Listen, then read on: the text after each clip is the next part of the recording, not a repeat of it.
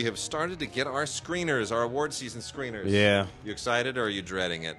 Yeah, a mix of both, actually. You know, The Wife was one that just came to me, which I think opened last week or something like that anyway. Well, it was about a month ago. It was about a month ago, The Wife? About a month ago, yeah. And I didn't see it, so now it. I'm kind of glad that I have it, unless you're telling me I shouldn't be that glad that I have it. I'll let you see it. Okay, all right. I'll let you see it. Okay. I'll let you see it. Yeah, I mean, the thing is, all the stuff that I really want to see, I know we're not going to get until the week before.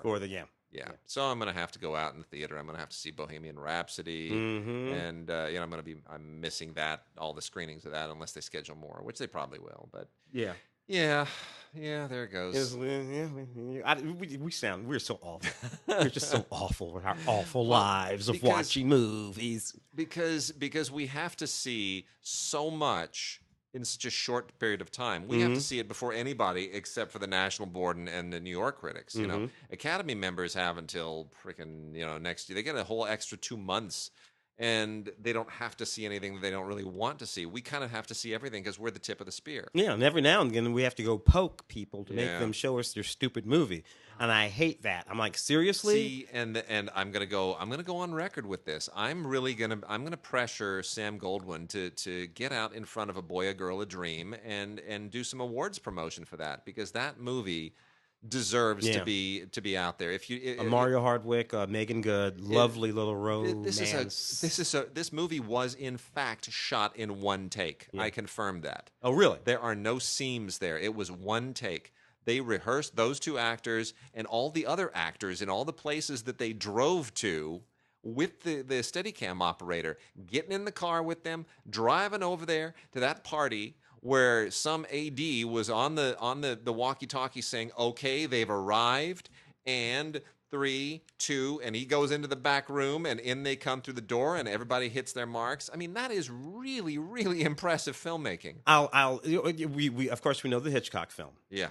I will point people to a film called Running Time, 1997 film, directed by Josh Becker, black and white. Same thing. Now, of course, 1997 film, so harder. Already harder. Yep. Those camera loads, 11 minutes, and all that kind of stuff. So what he had to do, of course, was devise these moments. And by the way, like this film, that film goes from like downtown to Venice, from when they pick it up. It's a Bruce Campbell movie, by the way. Yep. Runtime, and it's really, really neat. Nevertheless, hey, interesting. Here's the question, though: is there a point to it?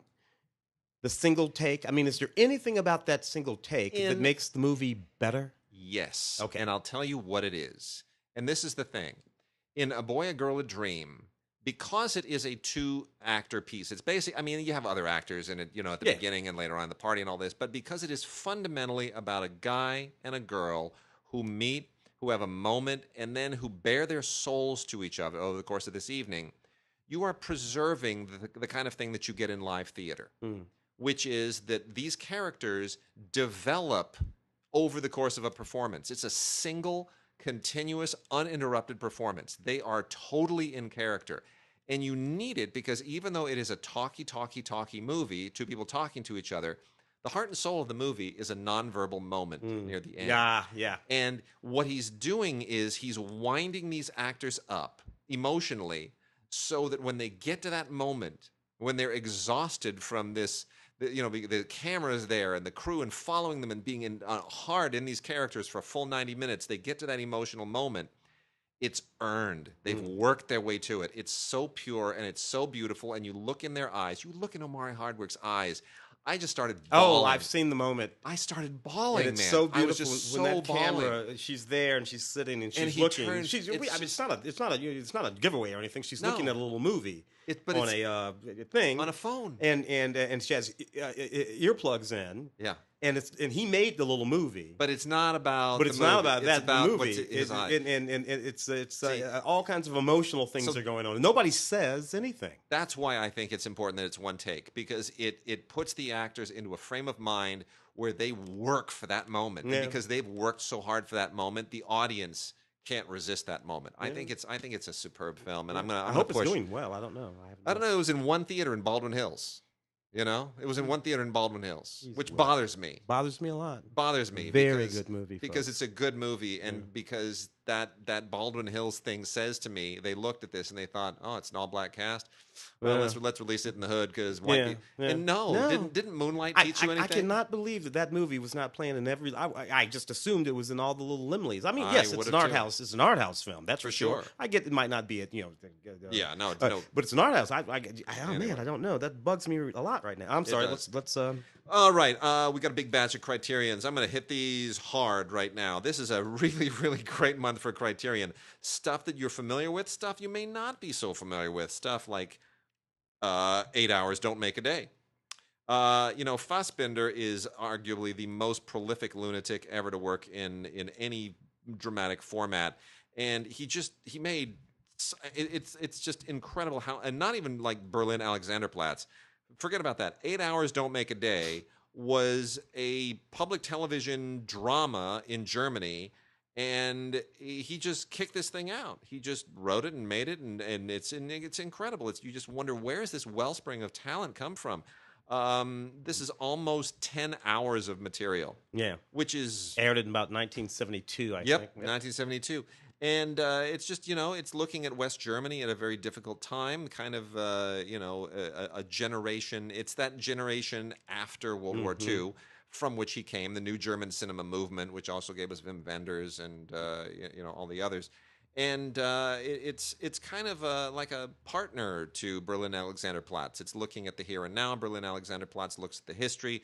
They work very well together. It's really very, very compelling, and some wonderful cast participation in Hannes Scheigele, who of course did many things with Fassbinder as well.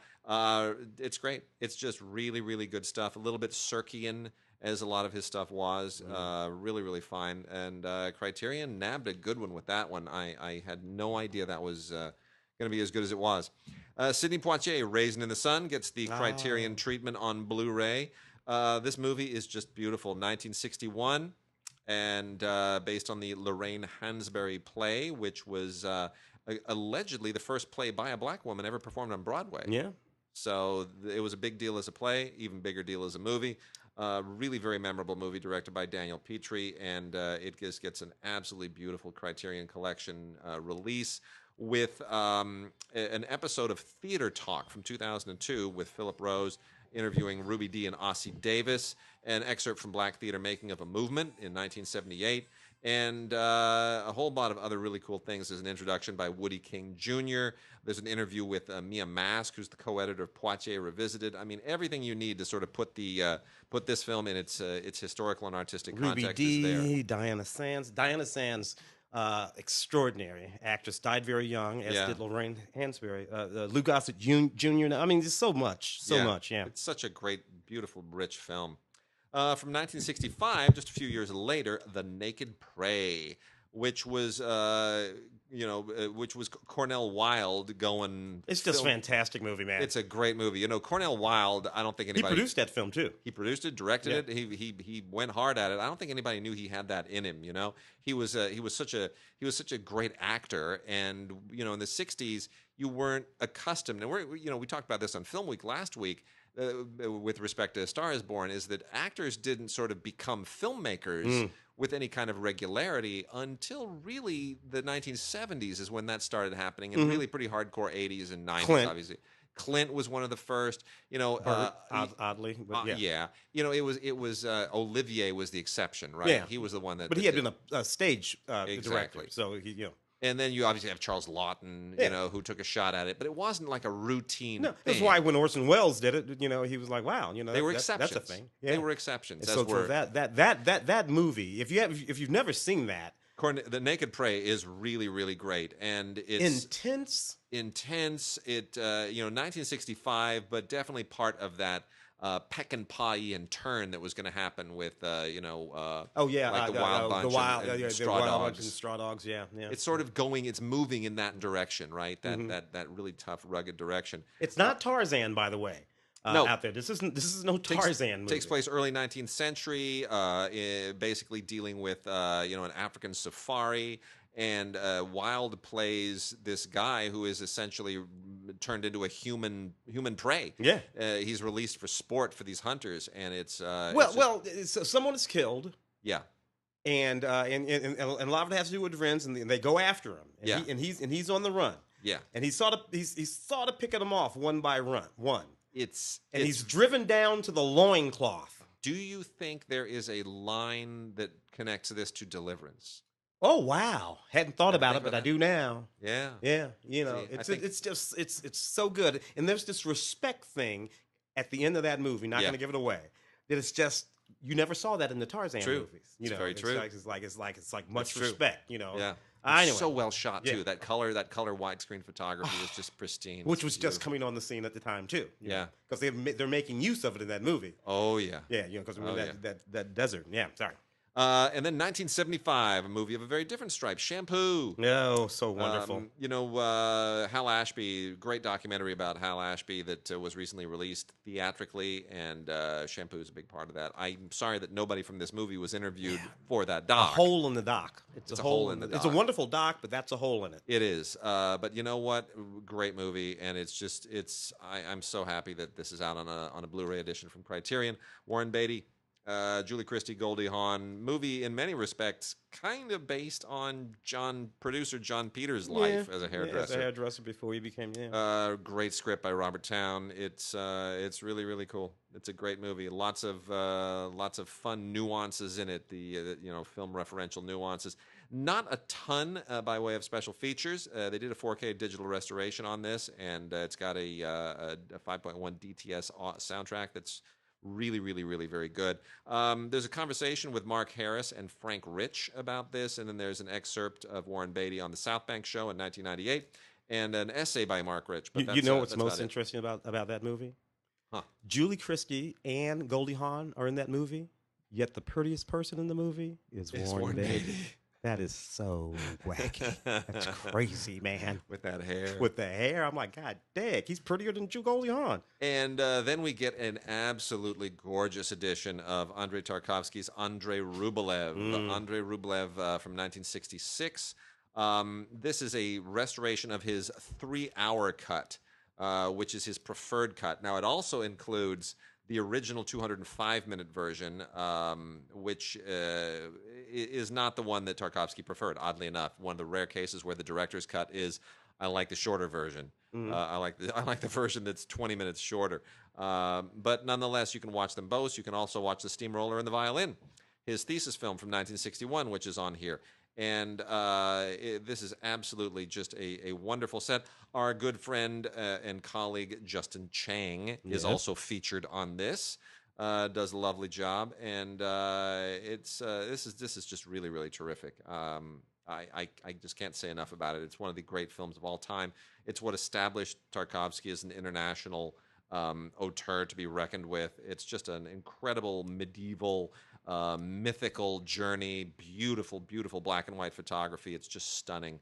I just think this is one of the great films of all time, and based on actual medieval events that took place in Russia that were not terribly well known internationally until this movie.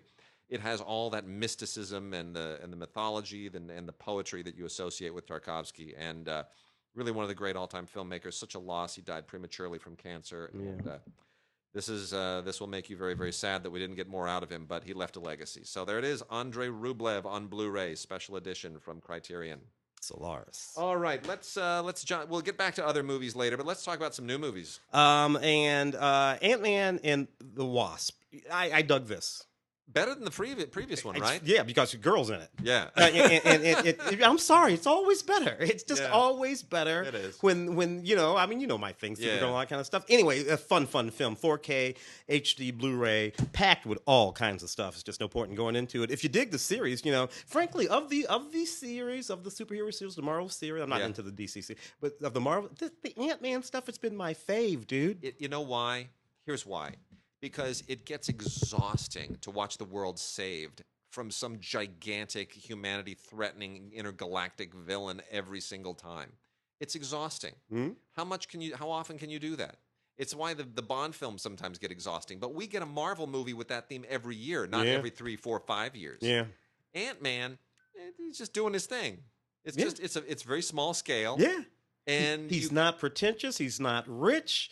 he's funny. He's into his daughter. He's kind of into this chick that don't like him. You can do more because the stakes are more. They're more human. They're more malleable. You know, I could see me.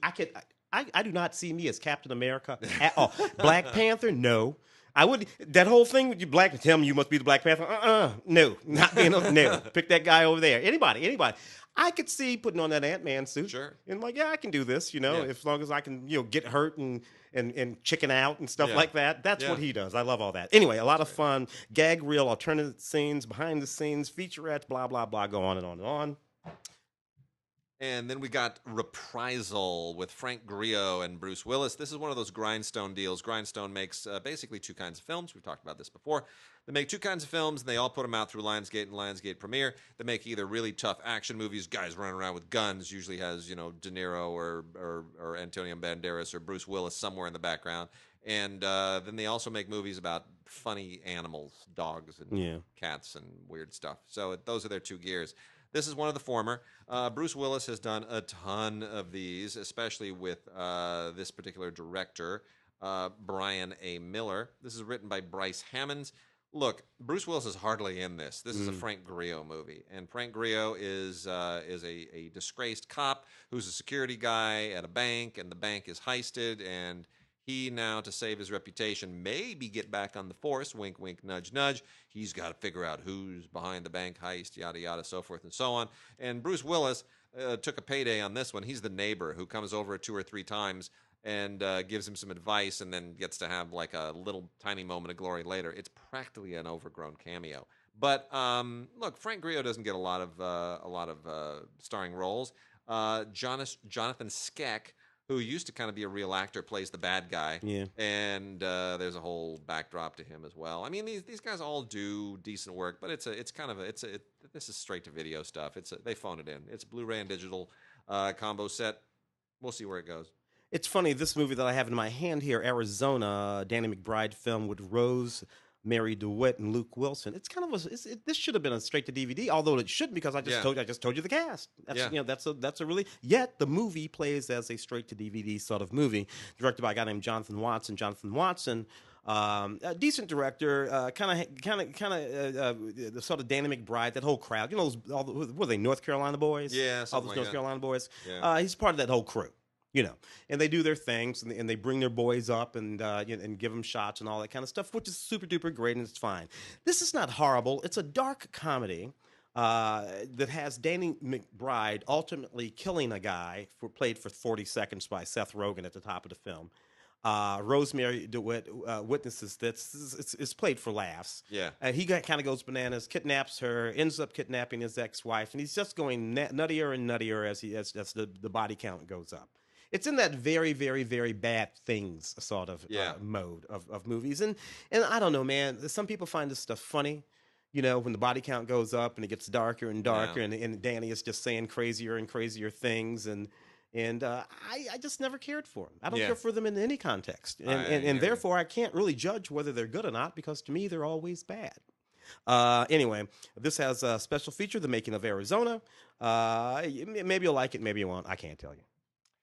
So I'm going to do some TV. We have an absolutely shameless Lifetime movie called Harry and Meghan, A Royal Romance. This is so mercenary. Hey, look, there's a royal wedding coming up. Quick, write a script. Yeah. I'm sorry, people. This just happened. Let it breathe for a moment, could you? Let us sort of have a moment where this is a memory, and then you market it as, oh, I remember when that happened. Yeah. Not like, oh, I saw that on Sunday when they had the actual wedding. And the look, flowers Friday, aren't even dead yet. Come on, seriously.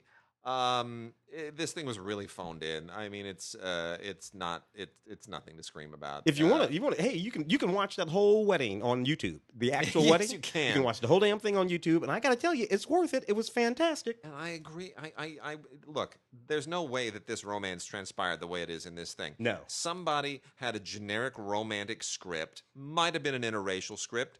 Maybe it wasn't. I don't know. But then somebody read that and said, "Hey, if we swap Harry and Meghan in for all the names, I'll bet we could." Yeah, that's how this happened. Anyway, it's silly. Why do this? I don't get it.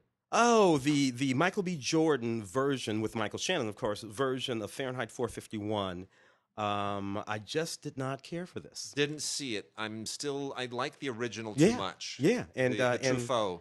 and this, yeah, the Truffaut, and this, Yeah. and this was, this. You know what I didn't like the most about it? It's very on the nose. I mean, it's the dialogue. I mean, everyone in this movie says exactly what they are thinking and Don't what need is that. happening in the scene, and didn't need that. Didn't need that at all. In any case, it was nominated for 5 Emmys, outstanding television movie, but it's not going to win. So we also have Vikings season 5, volume 1. I'm amazed this show has gotten this far.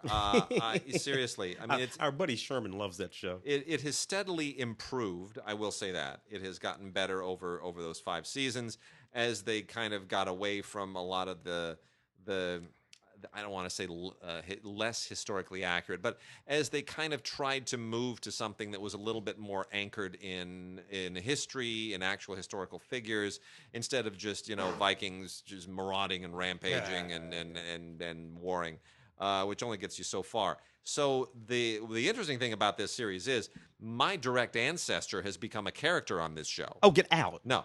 See, a lot of people. Rollo, the first Duke of Normandy, is the great grandfather of William the Conqueror. Oh, So pretty much anybody who is descended from the British royal line anywhere can go back to Rollo. Rollo's a character on the show. So first Duke of Normandy, right? He was a Viking who came up the Seine and told Charles the Simple, "I'm going to conquer you if you don't make nice with me." And he said, "How about Normandy? You want to own that whole piece and just swear loyalty to me?" And that's what happened. I'm descended from William the Conqueror's uncle, who was an archbishop who was excommunicated and then banished, and then that makes sense. had a lot of kids, and there are billions of us floating around now, I'm sure. In any case, so that I have a certain connection to the show, kind of, sort of, maybe, but anyway, it's better in the 5th season now. Things are they're playing up the plot more than the blood and the guts, and that's good. And they're drawing a lot on a lot of these medieval sagas. In this place, it's interesting because they brought more women into it. The Queen of Kattegat, and a lot of these things that are really recorded in actual Icelandic sagas. They're really kind of trying to tie a lot of that in. There are extended versions of 10 episodes here, and commentary, and some featurettes and deleted scenes. So Vikings, you know what? Starting to really kind of own it. Really, and the unrated aspect of this is very unrated. So you're getting your money's worth on this Blu-ray. I've got the 3rd season 3 of Billions here. To be honest with you, I didn't like season 1, didn't like season 1, don't like season 3, don't like this show. I know people who love this I show. I know. They and dig that world. I keep trying to say to them, these two, no one's going to win this battle ever. No. There's never going to be a moment where Paul Giamatti says, "Ha ha, gotcha," or where Damian Lewis says, "Ha ha." That's never going to happen. Yeah, that's never going to happen on this show. I do not like this show because there are literally no protagonists on this show. These are all just everybody's horrible. Everybody on this show is horrible. He's horrible. And by osmosis, everybody, even this is all terrible. And the other reason why I don't like this show is because I came of age in the '80s. Remember the '80s? Yeah. When Trump and Bortsky and Wall Street and all of that stuff, the Lincoln Savings and all that. Yeah. I lived that billionaires period when everything was about making that first back then it was $1 million kind of stuff like that. It just doesn't strike me as particularly interesting. So I'm out. Good cast, but it doesn't ever resolve. It's the content that I do not care for.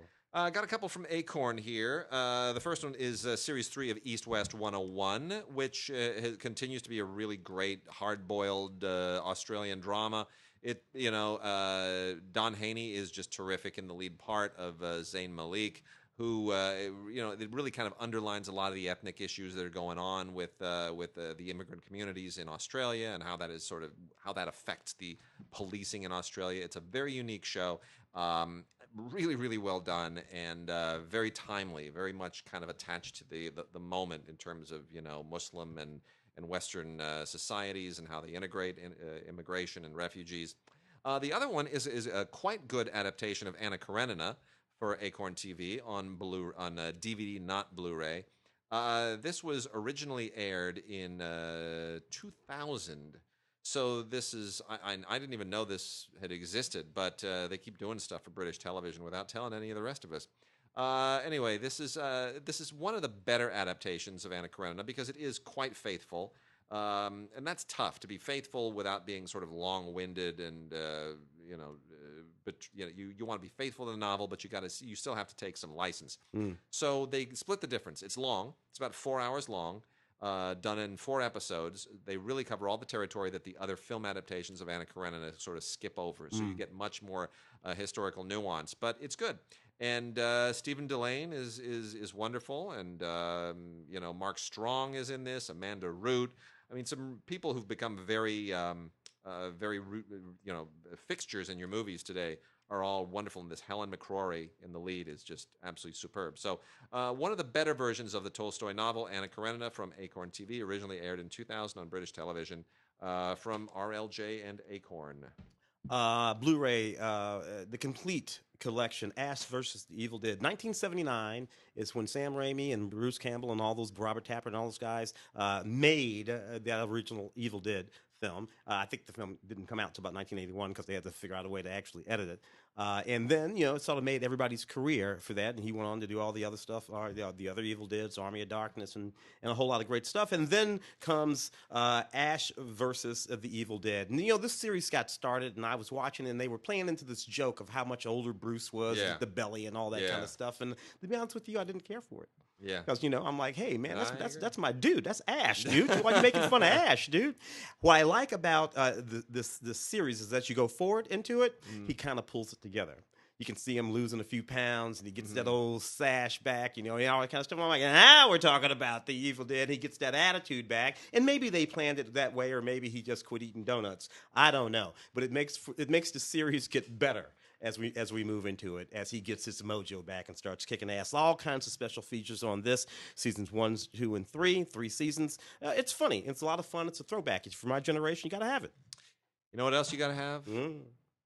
4K of the original Evil Dead, which we're making an exception here. We're covering TV, but we're going to push this in there. Yeah. The 4K of the original Evil Dead is also out this week. And you know what's funny? I don't think anybody saw this at the time and quite knew what to make of it. Sam Raimi didn't really announce his intentions until Evil Dead 2. That's when people realized they could revisit the Evil Dead and laugh at it. Yeah, that's when it's funny, guys. And it's out on 4K. This movie was shot really low budget. Did it need to be on 4K? No. Yeah, I mean, what do you now? What do you see? Because it was 16 millimeters, for God's sake. 35 years. Last week we talked about Fraggle Rock. Yeah. Evil Dead and Fraggle Rock are both 35 years old. How weird is that? Yeah. Anyway, yes, the origins of Ash Williams and Bruce Campbell totally cutting it up in the original Evil Dead.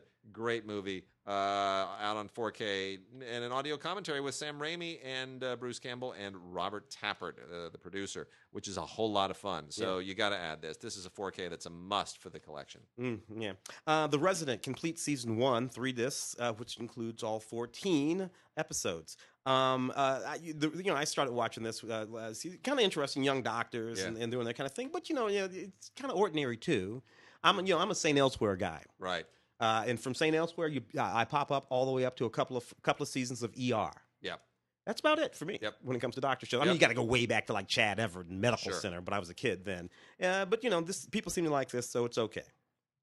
And the originals, the 5th and final season, and thank goodness this is finally over. Damn vampires. I'm so over the vampire thing, and it's really it's long past due that we start getting all the vampire shows off TV. Vampires and take the werewolves with you. All of them. And the zombies too. All of you need to go away.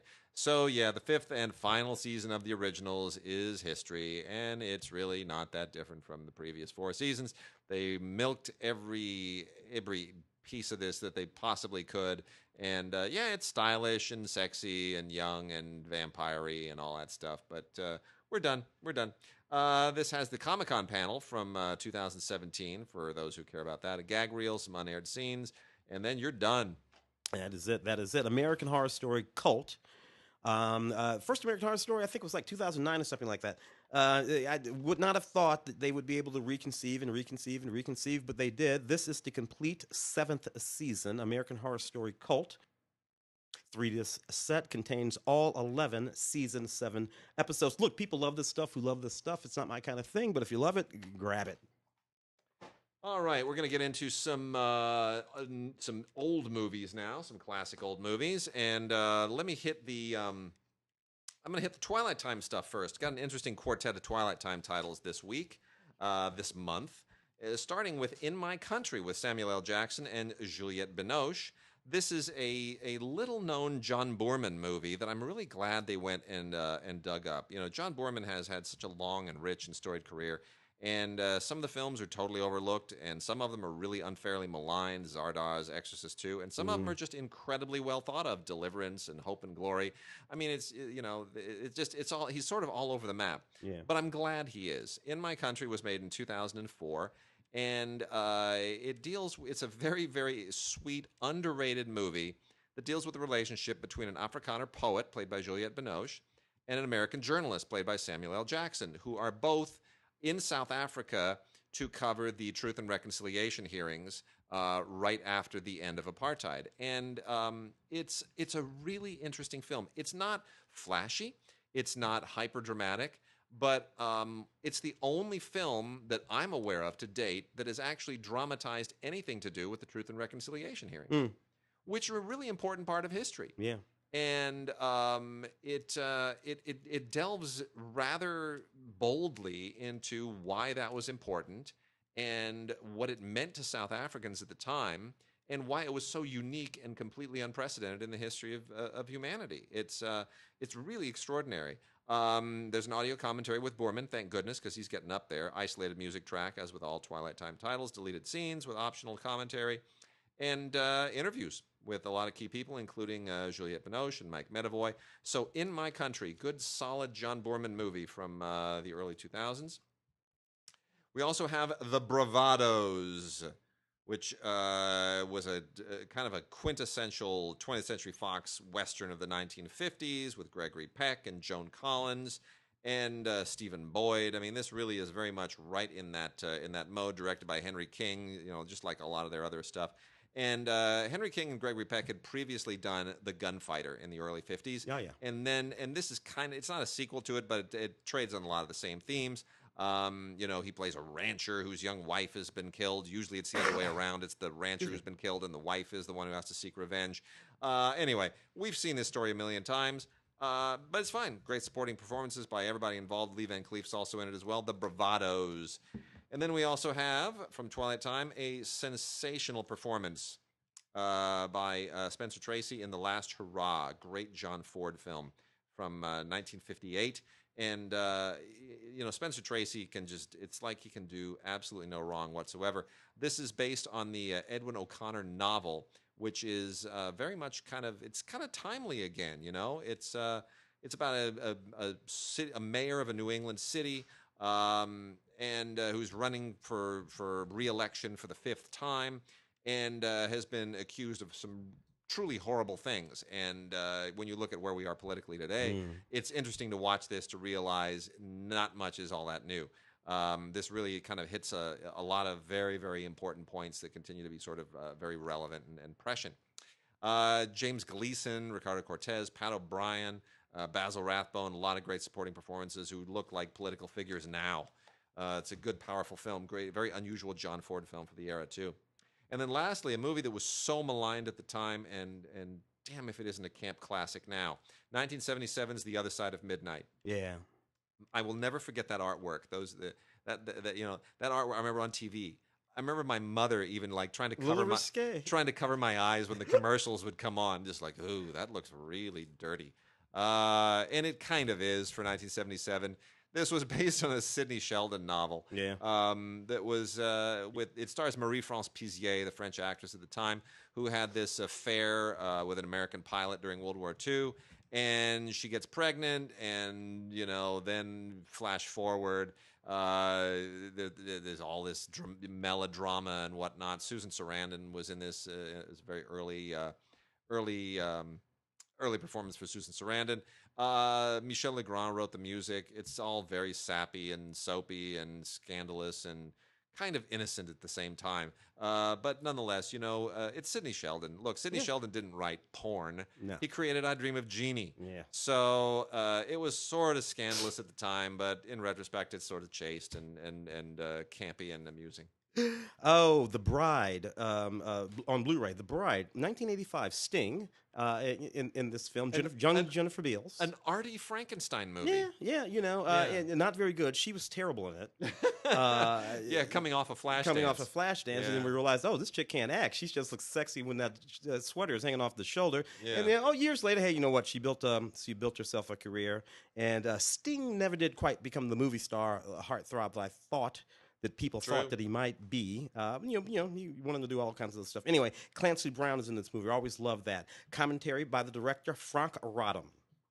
Yeah, I remember Rodham. Tales from the Hood 2. What's most interesting about Tales from the Hood 2 is that Rusty Condiff and Darren Scott, who did the original Tales from the Hood, are this film too. Keith David in the movie. Yeah. Tales from the Hood, 1995.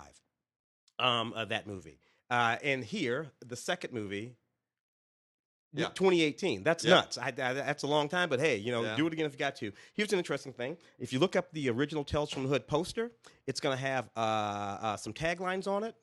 I wrote those taglines. Did you really? I did. I wrote the taglines for the Tales from the Hood posters. Might be on the DVD boxes too. I don't know. Very, very, very cool. He's become such a big star in recent years. People forget that Leonardo DiCaprio has done some bad movies. Yeah.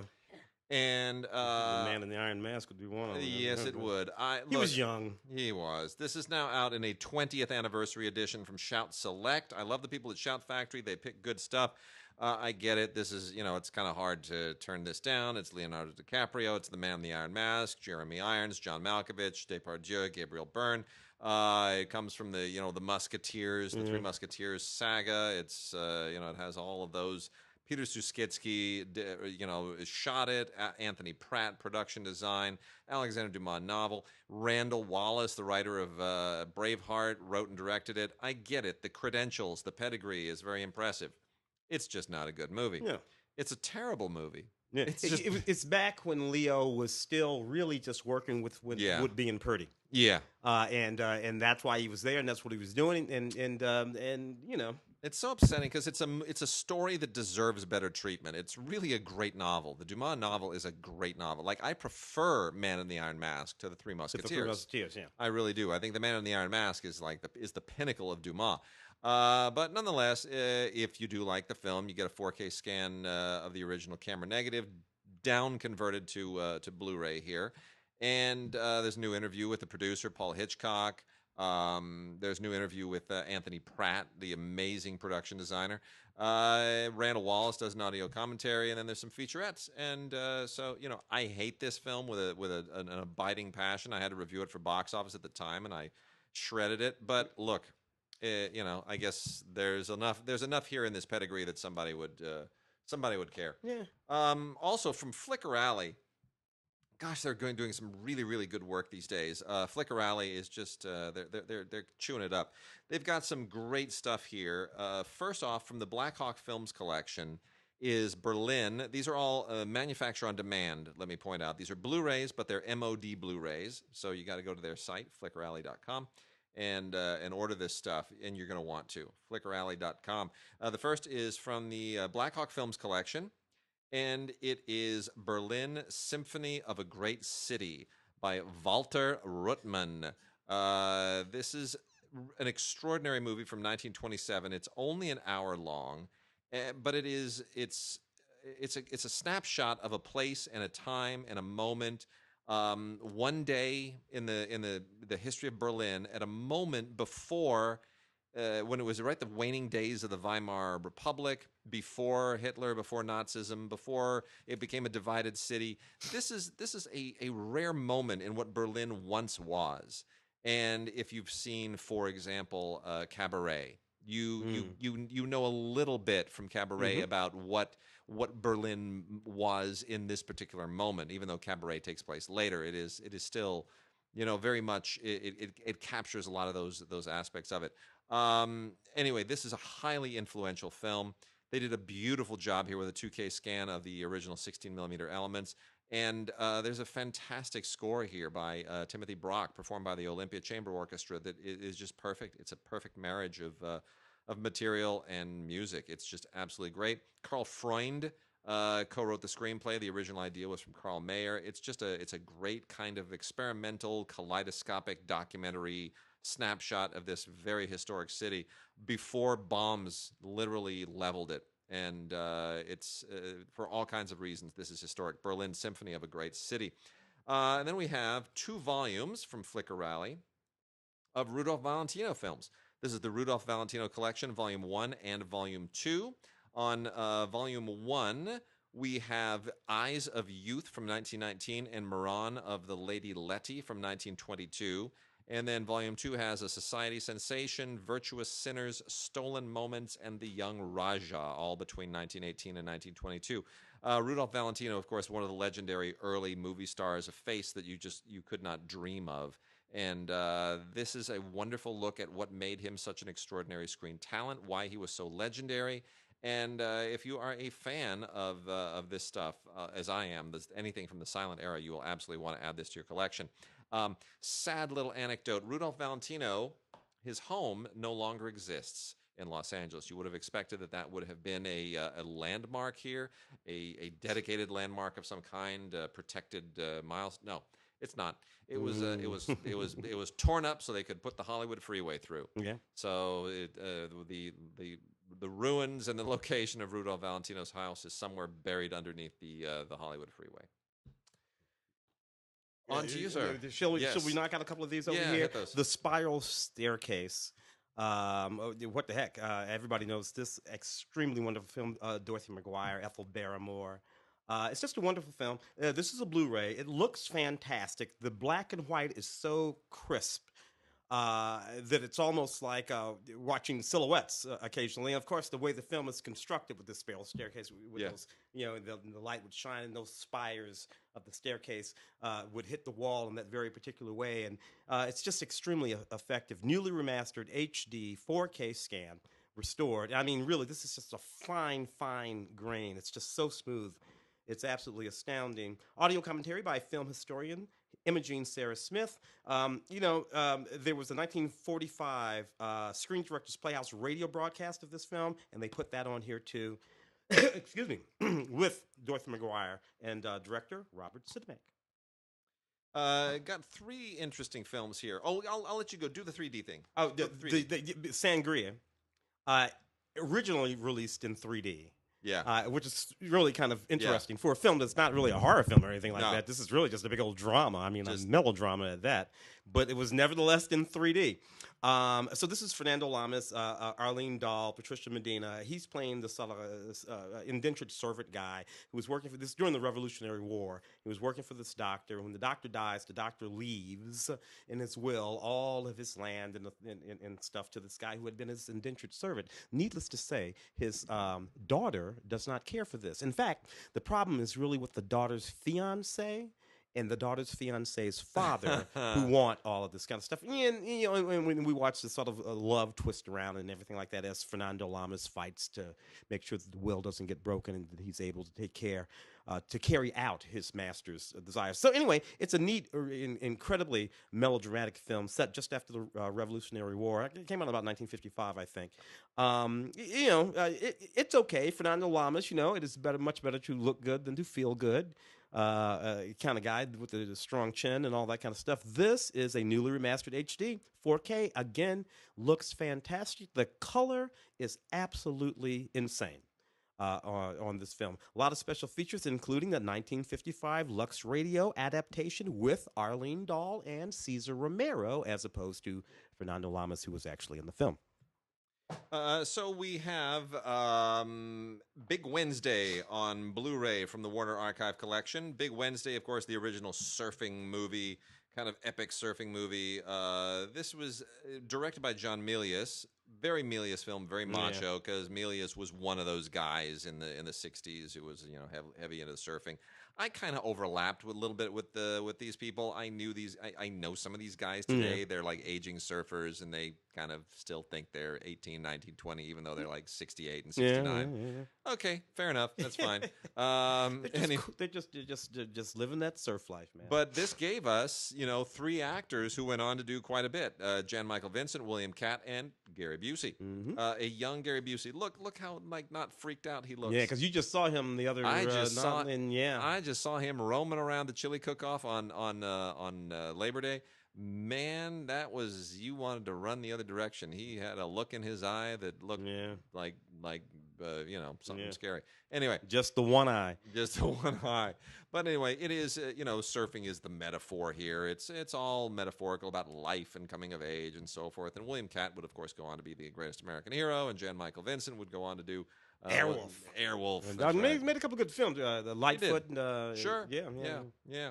So, but anyway, they actually learned to surf for this movie, and it's all real. It's good. It's good stuff. There's an audio commentary with Milius, which is very, very good, and a retrospective documentary called "Capturing the Swell." So, I mean, the movie dates a little bit. It's very much of a moment, but I still kind of like it. We also have a Boris Karloff collection, 4 movies: Dance of Death, Torture Zone, Cult of the Dead, and Alien Terror. None of them are very good, but it's a reason to just kind of get 4 crappy movies on there from the lower end of Boris Karloff's career, and you can throw it on for Halloween or whatever. It's not a big deal. And then Thelma, Todd, and Zazu Pitts.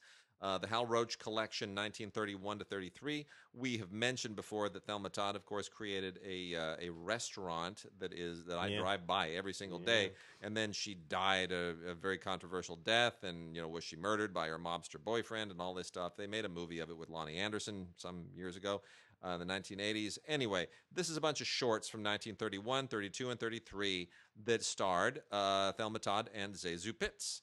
And if you don't know who either of them were, it's worth checking out. It's a lot of fun here.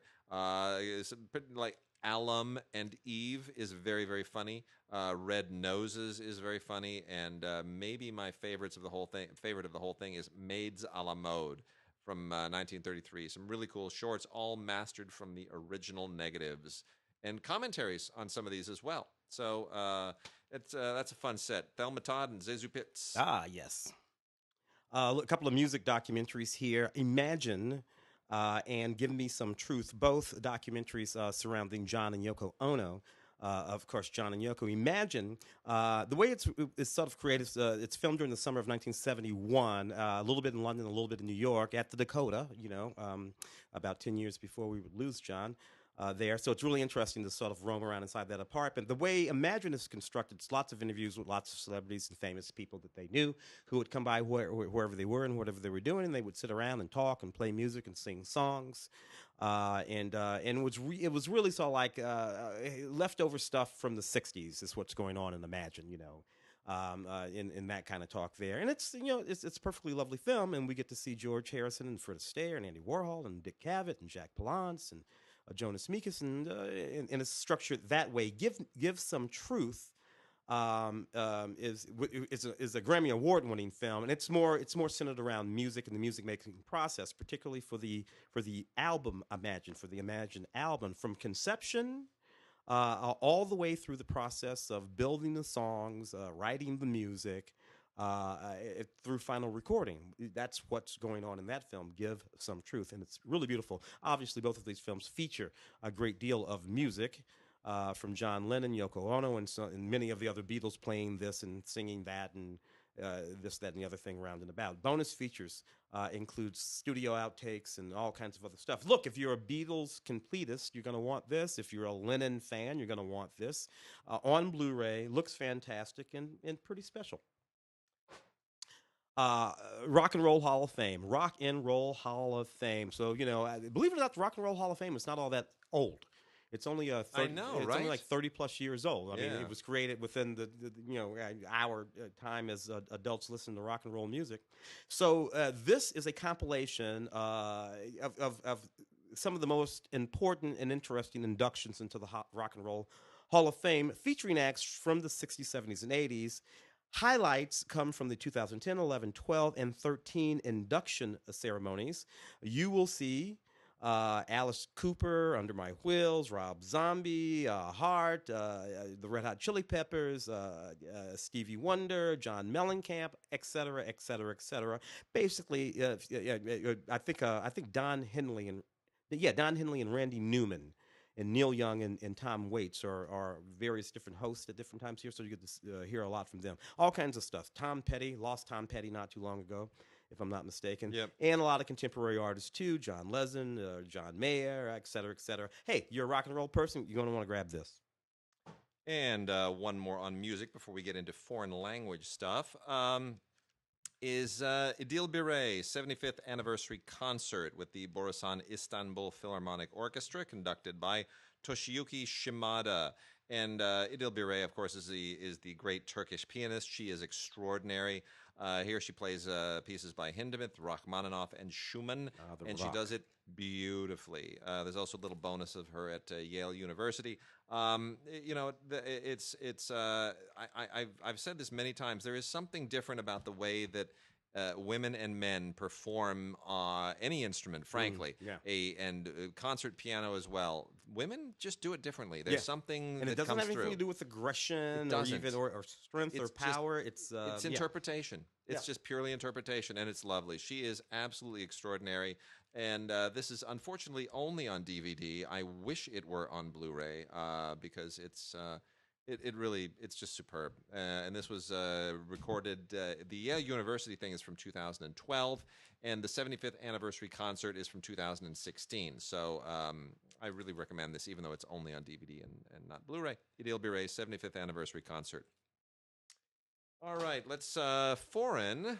You want to pop over some of this stuff? Yeah, let me hit this one real quick. I got a couple of Spanish language ones here, which I want to make mention of. Summer 1993 by Carla Simón is a Spanish film that is basically a coming-of-age movie. It takes place in 1993, obviously, as you judge from the title, about a 6-year-old girl who is coming of age in the countryside of Barcelona. There is an unfortunate family situation, a really, really horrific family tragedy that has placed her there. I won't give that away. That's something you need to watch the film. It comes fairly early on in the film, and you understand what's going on. But what's so lovely about this is that this isn't even a plot-driven movie. You just feel like a fly on the wall through all of these otherwise seemingly small and inconsequential events that have a very large and outsized impact on this young girl's life. It's a really finely observed art film. Really very beautifully done. Carla Simón has a huge future ahead of her. She's very sensitive and detail oriented, and I really, really look for just the way it's shot. It's just so. It's one of those movies where you just can't imagine a camera crew being anywhere near what's happening. So that's beautiful. It's on Blu-ray and on DVD. Summer 1993 from Oscilloscope. And the other one is La Madre, El Hijo y la Abuela. Did I do that? Okay. That's fantastic, man. I don't know. I would never know what that meant if they didn't have the translation right here on the cover. This is Mother, Son, and Grandmother. This is from IndiePix. It's a Chilean film. And Chile, probably next to Brazil and Argentina, is the South American industry to watch. They're making a lot of really, really interesting movies these days.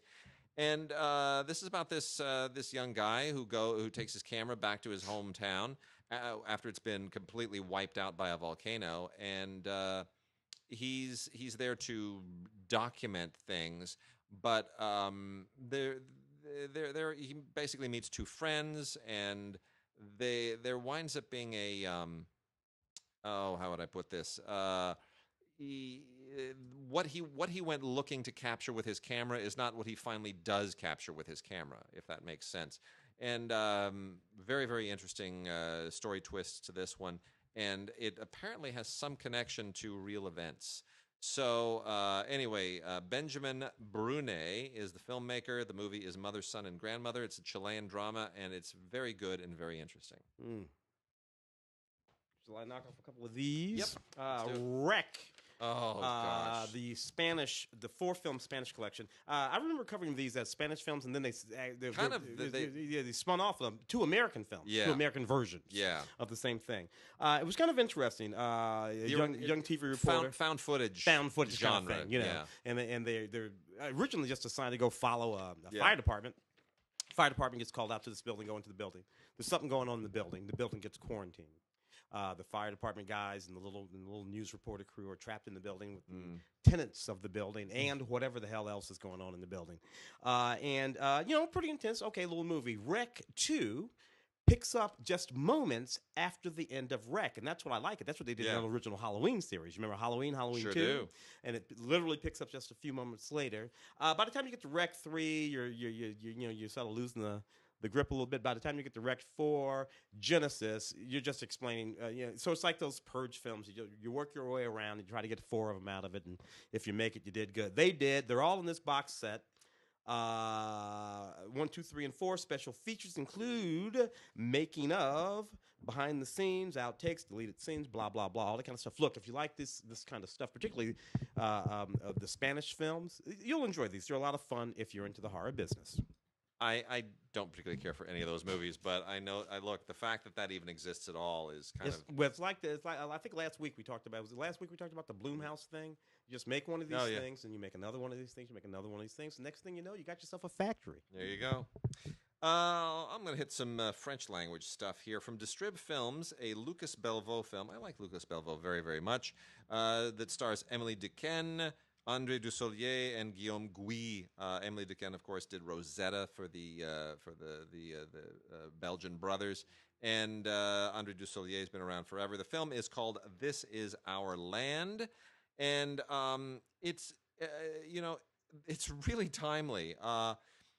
If you follow French politics to any significant degree, this really ties into everything that has been happening lately, everywhere in the world. And it's quite quite pungent. I'm surprised this didn't get a significant theatrical release. Anyway, this is from Distrib Films via Icarus Films Home Video. And Lucas Belvaux previously made a film that we gave our top award to at the Colcoa Film Festival, which was called Wrapped, which was a kidnapping thriller. And this is not quite as good as Wrapped, but it's still very, very, very good. It's about a working class single mother who decides that she's going to get into politics. But politics is not all that it's cracked up to be. She just wants to be a mayor, but it winds up being, you get into all of the politics of race and immigration, and all that stuff is brought to the surface with like a festering boil in this thing. And it speaks to populism, which is a thing in the United States and in Europe and in India and in the Philippines, and it's a lot of people are displaced in a lot of these societies, and very few films are kind of wrestling with that and why this phenomenon exists. This Is Our Land does a great job of it, and Belvaux is a fine filmmaker. We also have Bruno Dumont's movie Jeannette, The Childhood of Joan of Arc. I won't get into all of my Bruno Dumont stories. Bruno is an iconoclast, and I've had to Colcoa, I moderated a couple of panels that he was on. Once he was a gentleman, the other time it was not easy.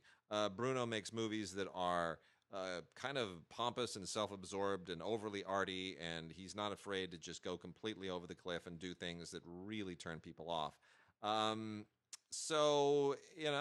Is this an ordinary Joan of Arc movie? Not by any stretch of the imagination. It is a Bruno Dumont movie.